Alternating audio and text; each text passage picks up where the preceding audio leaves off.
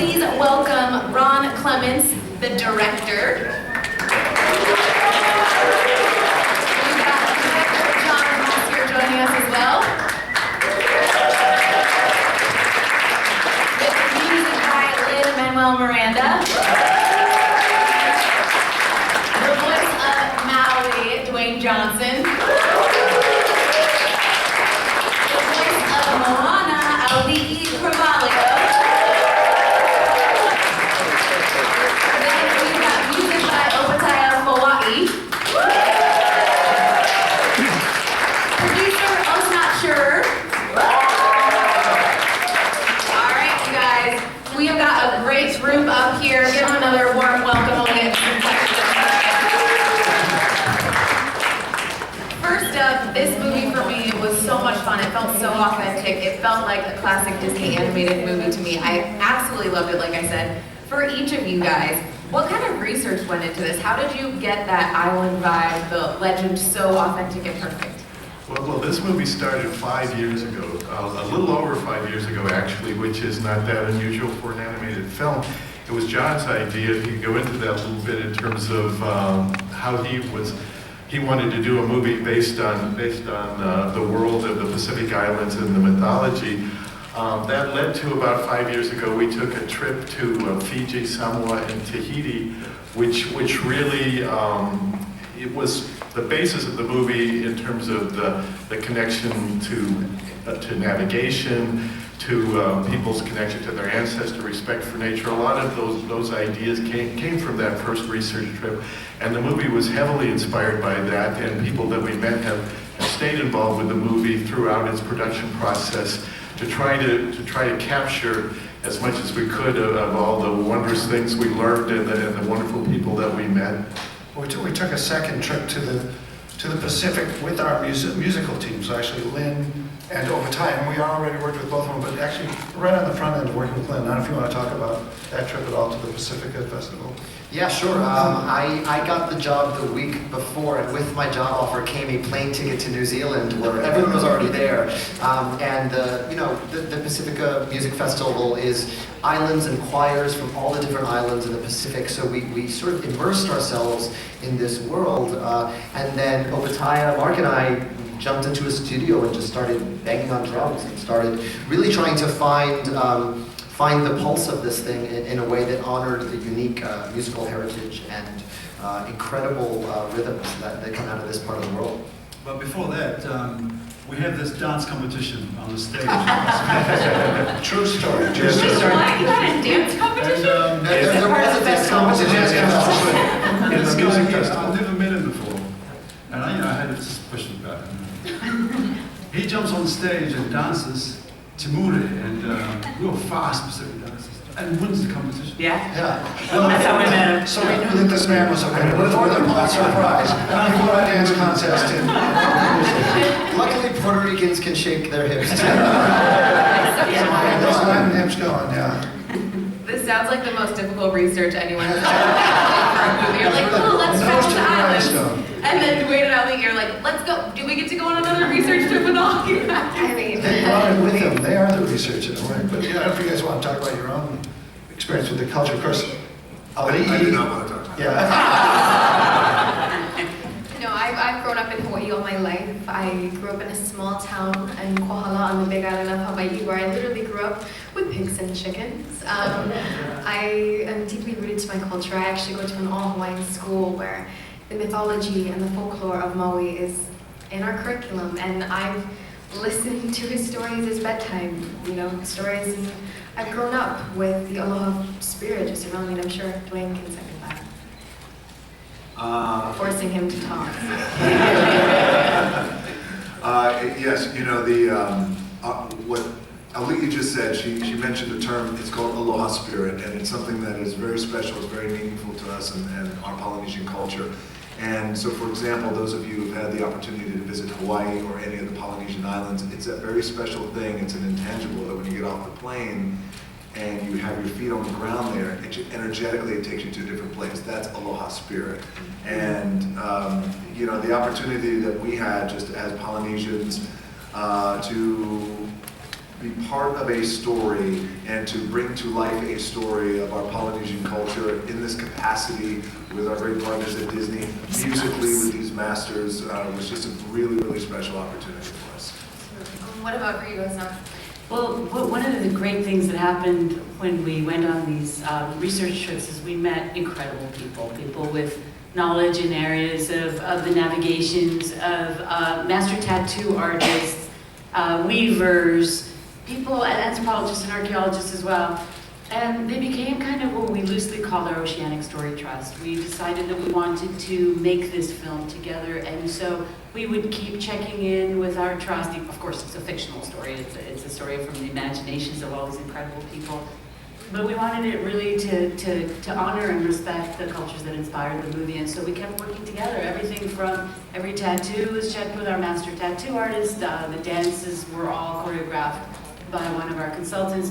And so that kept something that we kept going throughout the making of the film, and I think lifelong friendships have been formed as a result. Definitely think that authentic vibe and just the joyfulness of it comes across so well in the movie. I'm going to toss it out to you guys who've got questions. We'll go right up here in the front first row. They've got a mic for you. For Lin-Manuel, Dwayne, and Auli'i, how did you work together specifically on You're Welcome to figure out what Dwayne's vocal range would be for that song? I'm happy to lead this story. One, I'm going to have to. I got a lot of questions from reporters this week being like, how did you get The Rock to sing? That's not what happened here. Dwayne found out when Dwayne accepted the role, he said, "So what are you giving me to sing?" He was really excited for this, and for me, I went to YouTube, where the answers always lie. And you know, I'm a big fan of his wrestling days, and there was a time during your heel turn era where he would pull out a guitar and taunt whatever town he was in. I'd be like, "Can't wait to get out of Chicago." I can't.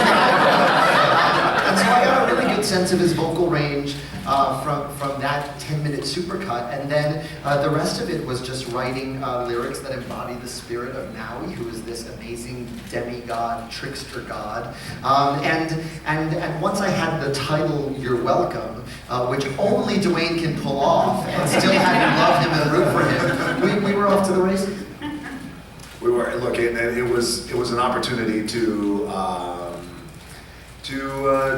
challenge myself, and this is, yes, as Lynn was saying, he did his research, and by the time I got the song, it was in my comfortable range as well, and also parts of the song which pushed me a little bit, which I appreciate, because that's what I needed vocally as well, and honestly, I had such a great time. One of the best times I've ever had in my career was actually working on this project, and certainly working on that song, because also, like, we all love challenges, and this was a challenge that the bar is set so incredibly high in a Disney film to sing. It's like historically. We thought Dwayne was the new Angela Lansbury. Yes, I am. We'll just call him Mr. Potts from now on.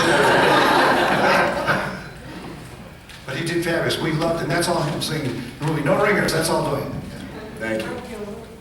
All right, let's take one from the lady over here with the red hair.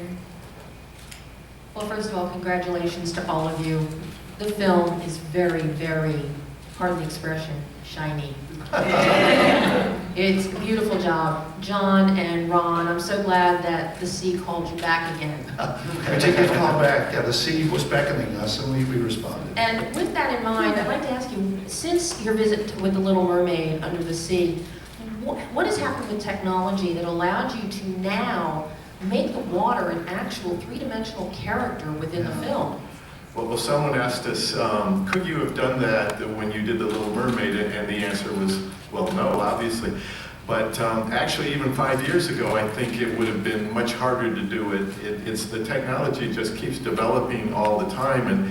And we knew pretty early on, when we were in the islands, people talked about the ocean as if it were alive.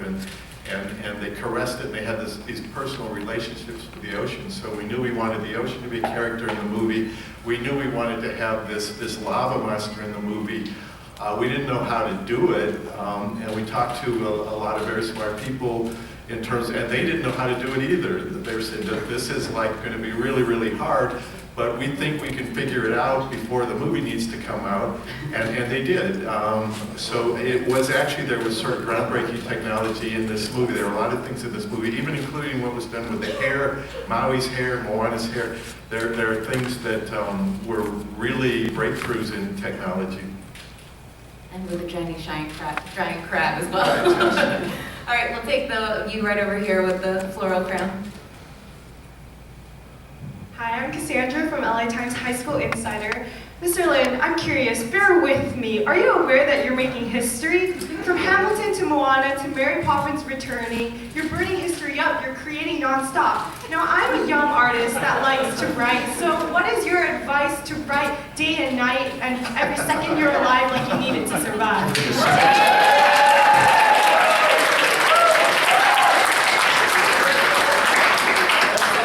I think you just answered your own question. And I'm very proud of you for doing so. That was awesome. Thank you. There we go. Work out the answer is keep doing exactly what you just did. Keep writing, don't stop writing. I think of writing as, you've got to, when you start writing, you're turning on a faucet. And when you turn on a faucet, the water's brown and it's full of whatever's just been in there and clogged up and waiting to come out. And then you just keep writing and writing until the water is clear, and that's when you find your own voice. So right now, you're doing lots of awesome Lin-Manuel Miranda quotes in your writing. The next time you ask me a question, it's going to sound exactly like you, so keep writing. All right, we'll take one in the back over here with the hoop earrings. Yep. Hi, this is for, I'm sorry, that's Auli'i? Am I close? Auli'i. Auli'i. Thank you. This is for Auli'i. I read how your family, when you moved to New Zealand, disappointed that despite all of this to enable you to have a real career, you fell into the music. You love the music. Pressure to go to church instead of gigs on Sunday. Can you tell me a little bit about your ghosts that might concern you as your music has moved forward in this amazing project? And also, what brought a thrill? Concerns and ghosts and thrills. And thank you, the music is amazing in the movie. Thank you. It sounds like a Moana movie, doesn't it? Yeah, I've actually forgotten the question. But, yeah, the journey. Yeah, in my culture, music is like breathing air, and they can't understand why somebody would make a career out of playing music. So I had to struggle, throughout my whole career. My parents saying, "Get a job," I wanted me to be a doctor, etc. And just fighting against all those things all the way through. So I was just saying early on, I was born in a hut, a thatched roof hut. So to find myself here in a big city and Disney like this it's just beyond my dreams. So I'm just thrilled to be part of this amazing group of people. My mouth is still. I'll just sit here. Look at these guys. It's just, I'm in awe. We're the lucky ones. We're in awe. All right, we'll take one right over here. This gentleman with the glasses. Hi, this question is for Ron and John and Lynn and Auli'i. Congratulations, first of all, for creating something that seamlessly blends old and new musical magic, because this is something that I don't think that we've really seen before. And so how did you do it? What was the technique to make it seem like The Little Mermaid, but also like Hamilton? Well, I think when I first interviewed for this job, I walked into a room with Ron and John, makers of my favorite Disney film of all time, and I said, "You're the reason I even get to walk into this room." And I think I probably scared them a little bit because I quote some obscure section of Little Mermaid it's forgotten about. I don't remember it. So that's part of it. Is sort of I love those movies, and you want to maintain the best of the Disney traditions. At the same time, we're telling this very unique story from this very unique part of the world.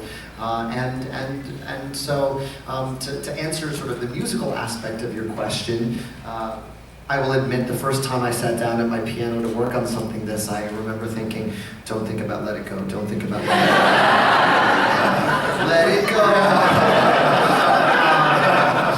It Go. But you solve that problem by just really getting inside the heads of your characters. And for my way into Moana in particular was, the way she feels the call of the sea is the way I felt about writing music and making movies and singing songs. And I was 16 years old and living on 200th Street in Manhattan and thinking the distance between where I am and where I want to be seems impossibly large.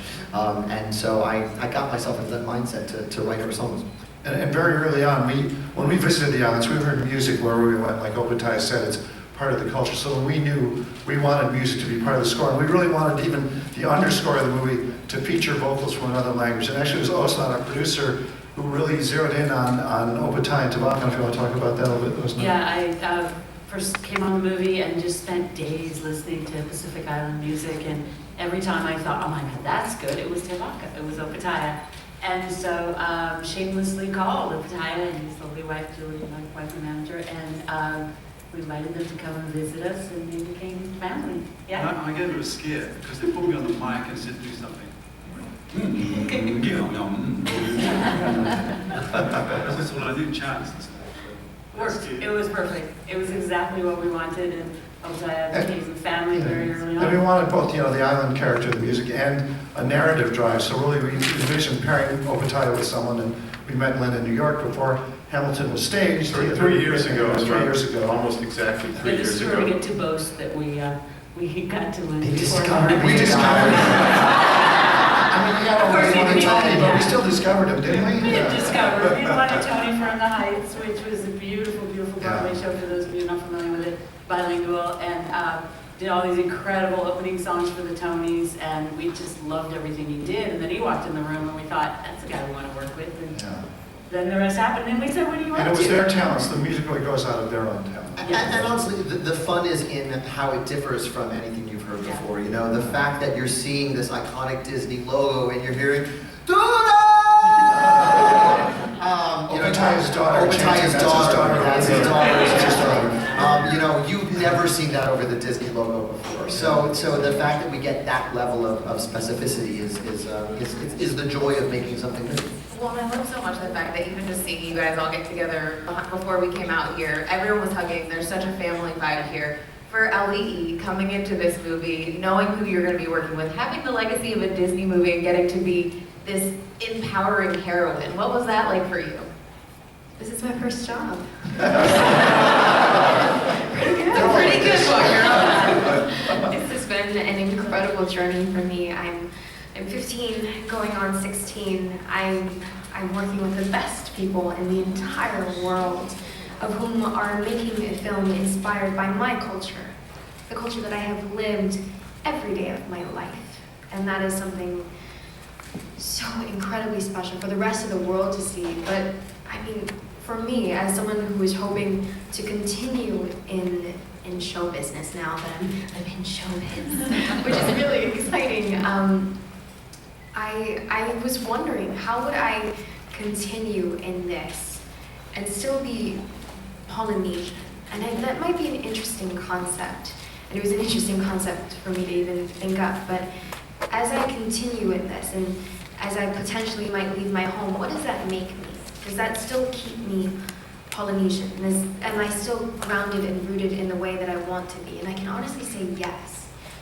Because being surrounded by my family and by the Hawaiian culture every day, it seems as though I would never lose it. But to have a film like this that will inspire me, and to have a character that will inspire others as well, to become rooted in who they truly are, that's something that inspires me and that I hope will inspire others as well. Which is what this incredible team put together. So, thank you. All right, let's take one from the girl in the orange dress right there. There's a mic coming to you. Oh my God, I love your We know dress. this girl. That's Diamond, right? Is that Diamond from Thomas? That's Diamond from Malole, so my name is Diamond Lange. So my question is for Dwayne, Auli'i, and Auli'i. Being that you guys are Polynesian, what do you hope that our people will take out from watching Moana?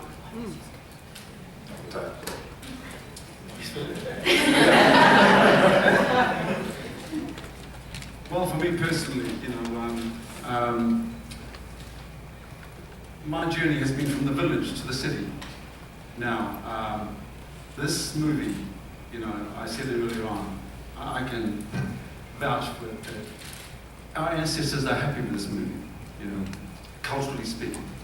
So there are many other cultures that will see this movie and be interested in the movie.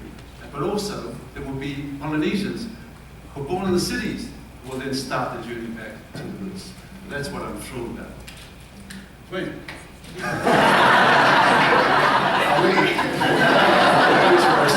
What is this, hot potato cheese?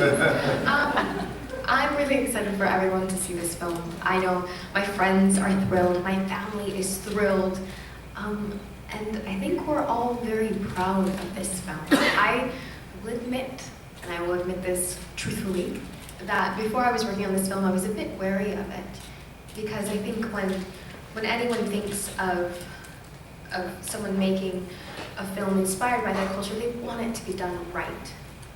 I think that's something that I hopefully can say for both of you as well. And Disney has done a wonderful job. The Oceanic Story Trust that has been put together, as well as the research trips that Ron and John and Osnat went on as well.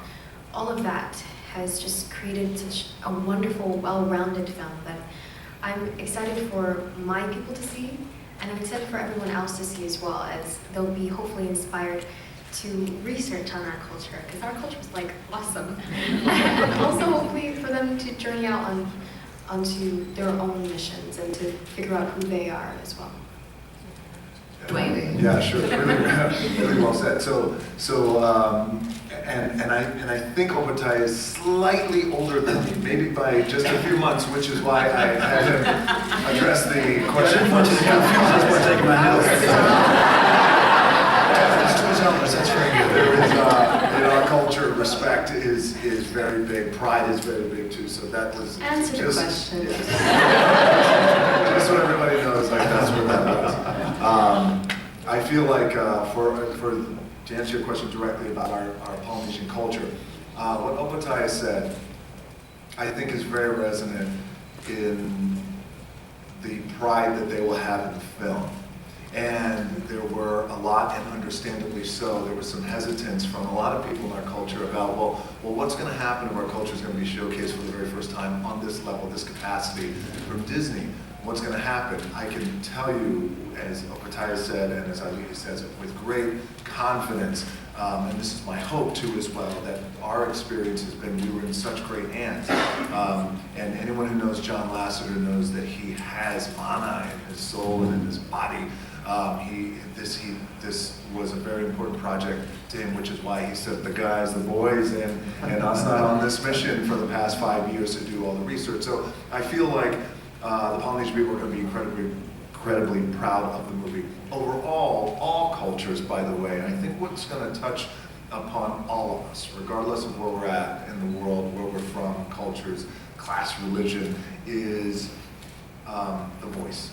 So our world today, so relevant in this moment, is so full of noise. There's so much noise that's happening in our world, but the little voice that you always got to listen to, your gut, your intuition, you can do things. You can go beyond boundaries, and you have to trust that gut and instinct. So those are the things I feel like our people are going to take away, and the rest of the world will take away.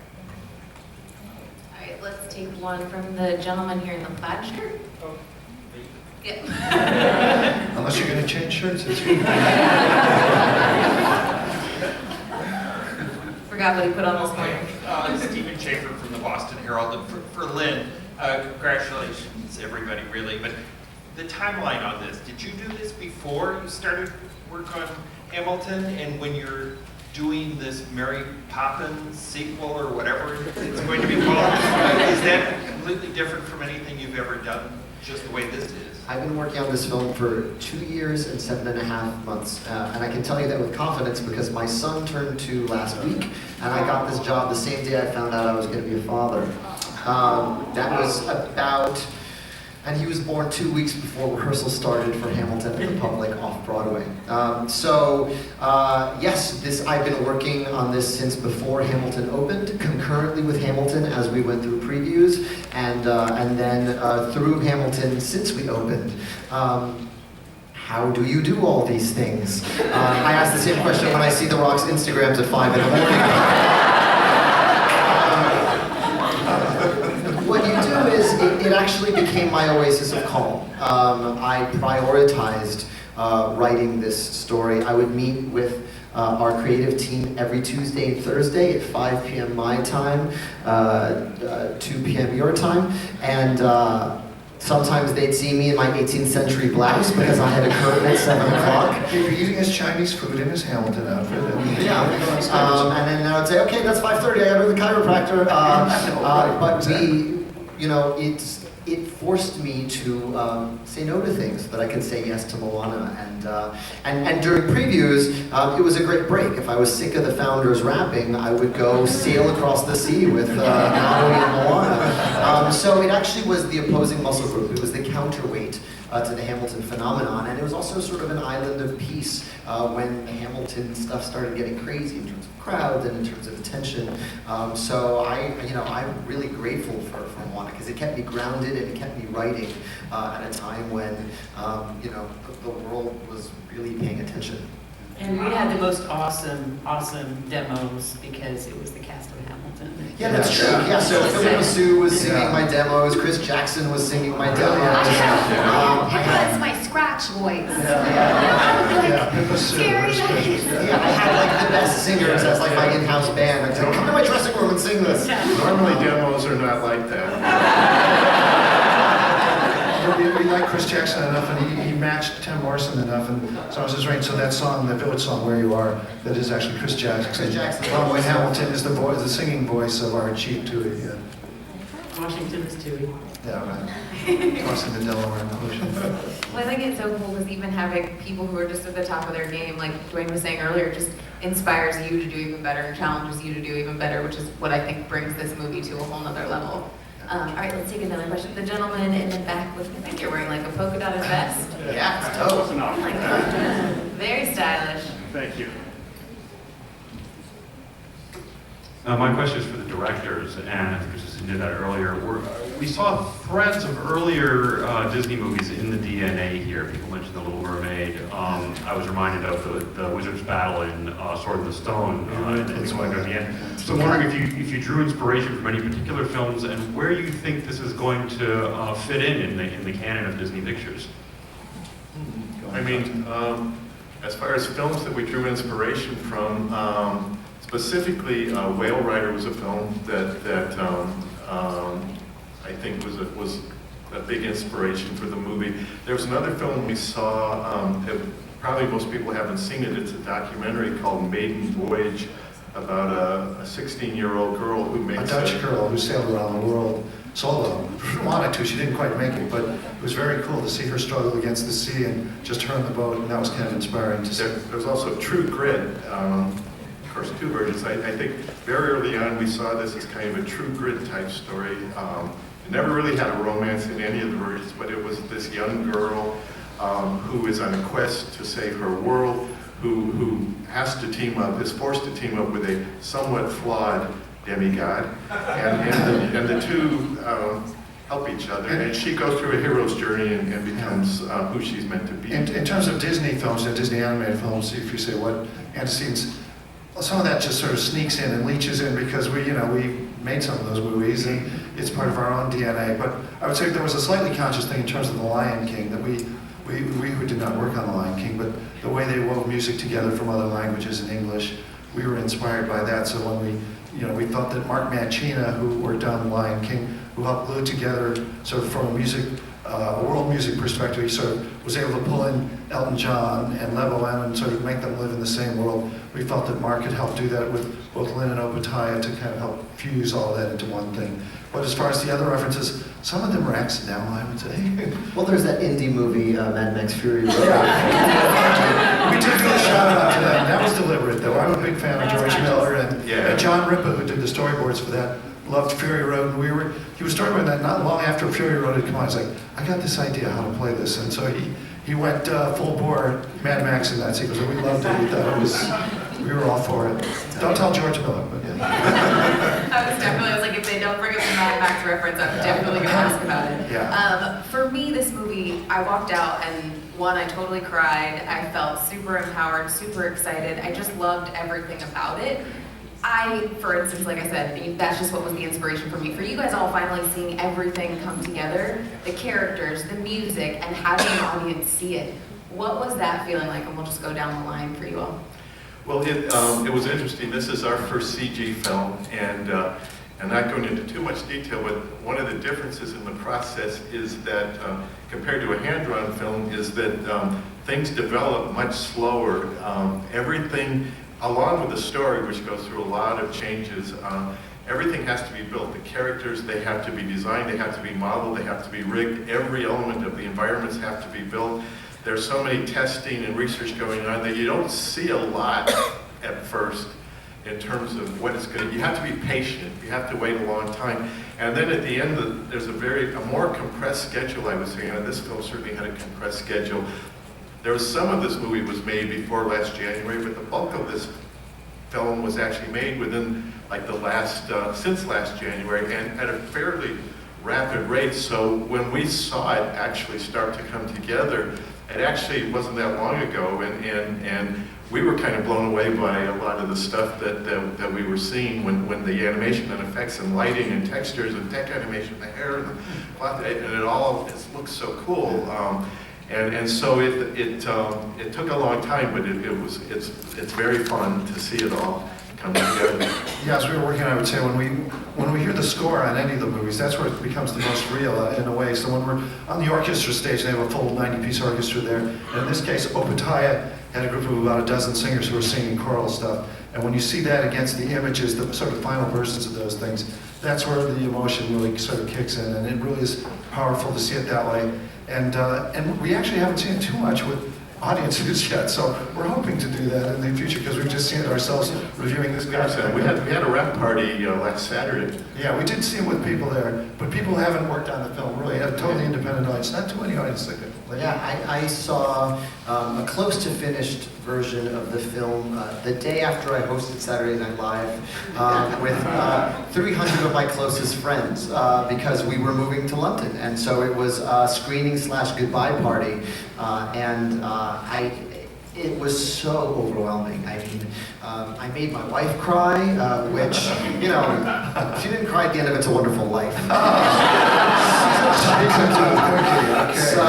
So, you know, we got her, I was like, we're going to be okay. But I also, you know, I was very moved in the closing credits, which we saw at the screening yesterday. Disney has a tradition of listing the names of all the children born over the course of making a movie, and seeing my son's name at the top of that list. And Dwayne's daughter is in there as well, right next to Lynn's son. Yeah, so it was that was sort of the really crazy full circle moment for me.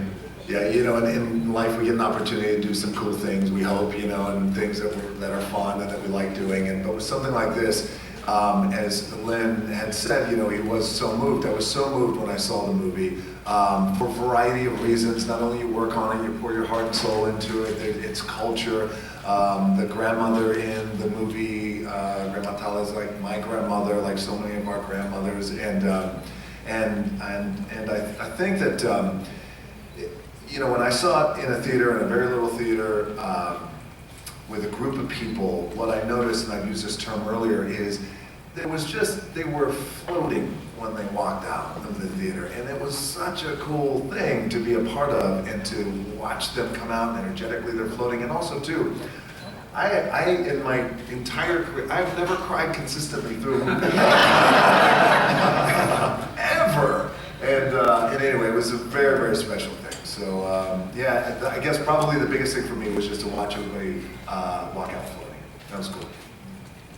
I also got to watch the film for the first time at the screening, and that was incredible for me. I've been voicing this character for just about a year, a little bit over a year now, and I've known how incredible she was, but that was me in a booth, and to see her on screen I mean, she kind of has some characteristics of me, and her face is like a little bit like me. To have my voice in there is a little uncanny, I'll say that. But also to hear, I think, how the characters play off of each other. That was really incredible for me, and especially Gramatala. It was difficult for me to record. It was a challenge for me to record because I like being happy, and having to challenge myself and go into that deeper place was challenging, so rewarding. I didn't get to really connect to my grandmother before she passed, unfortunately, but I have the best mom in the world. So And she's standing right over there. I know, ladies and gentlemen. in the red shirt. Yeah, so whenever I thought of someone who pushed me 100% and loved me unconditionally and still does and still will for the rest of my life, that's my mom. So, sorry. Okay. So, to see that character relationship play out the way I felt it in the booth, and to see my mom's reaction to the entire film, and to hear my mom's line in the film too. Did you know that she has a line? She has a line, guys. She's her mother plays the one family. with the coconut that comes up and says there's a palm on the island, but she says, she's doing great. Right? Which is how she really feels as a mom. Like, she's doing great. Yes. So I loved that. It was just an amazing experience seeing the finished film. Thank you. Well, my job in this movie basically is to look after the cultural side of the movie. And I'd like to thank John, Ron, and Osnat for gambling on including me in this movie. And it's just been an amazing. I've been in heaven for 3 years, and then having Auli'i, I love your voice on this. It's just incredible. She is the Moana voice that I was wondering. And then having Dwayne in there, I mean, it just sealed the whole thing. So from a cultural side of things, I'll give that a big tick. It's good. And then having Lin. Yes, I knew Lin before he became famous. So, we're on that level. It's just been a joy working with him. It's just, he's all right.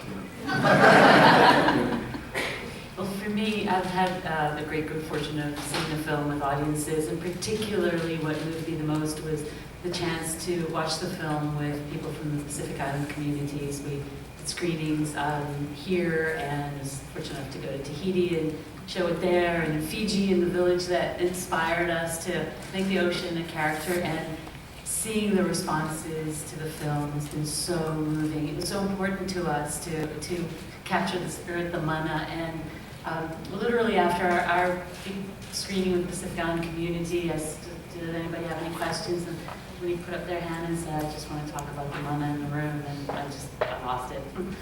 So that's been very, very moving. Well, unfortunately, you guys, that's all the time that we have with everybody today. I, for one, can't wait to see what the Moana Mickey ears look like. That should be a great movie. Give a huge round of applause.